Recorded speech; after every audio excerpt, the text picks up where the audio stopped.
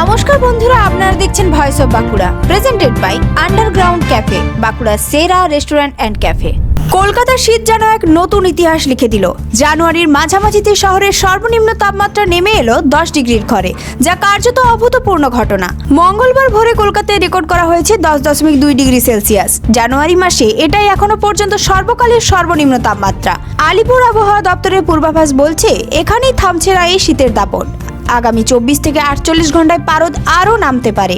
শহরের পাশাপাশি শহরতলি ও সংলগ্ন এলাকাতেও ভোরের দিকে কনকনে ঠান্ডা অনুভূত হচ্ছে।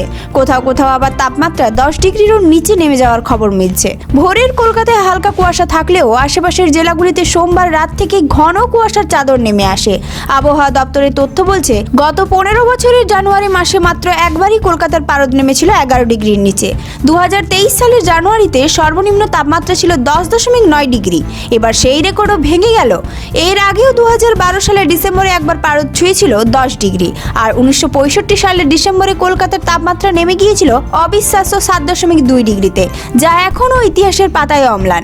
আলিপুর সূত্রের খবর, চলতি সপ্তাহে গাঙ্গেয় দক্ষিণবঙ্গ জুড়ে রাতের তাপমাত্রা আরও 2 ডিগ্রি পর্যন্ত কমতে পারে, বিশেষ করে বুধবার ও বৃহস্পতিবার। এরপর কয়েকদিন তাপমাত্রা স্থিতিশীল থাকলেও দিনে সর্বোচ্চ তাপমাত্রা স্বাভাবিকের তুলনায় 3 থেকে 5 ডিগ্রি কম থাকতে পারে। এর প্রভাব পড়তে পারে একাধিক জেলায়।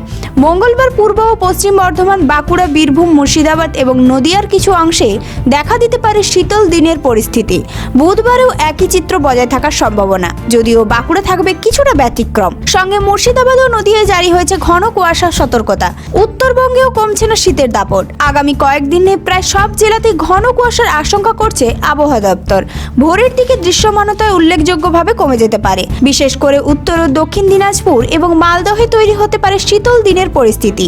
এমন ঠান্ডায় সাধারণ মানুষকে সতর্ক থাকার পরামর্শ দিয়েছে আবহাওয়া দপ্তর। বিশেষ করে বয়স্ক এবং শিশুদের বাড়তি যত্ন নিতে বলা হচ্ছে। এই ধরনের গুরুত্বপূর্ণ খবর সবার আগে পেতে আমাদের চ্যানেলটি সাবস্ক্রাইব করুন আর ভিডিওটি শেয়ার করতে ভুলবেন না।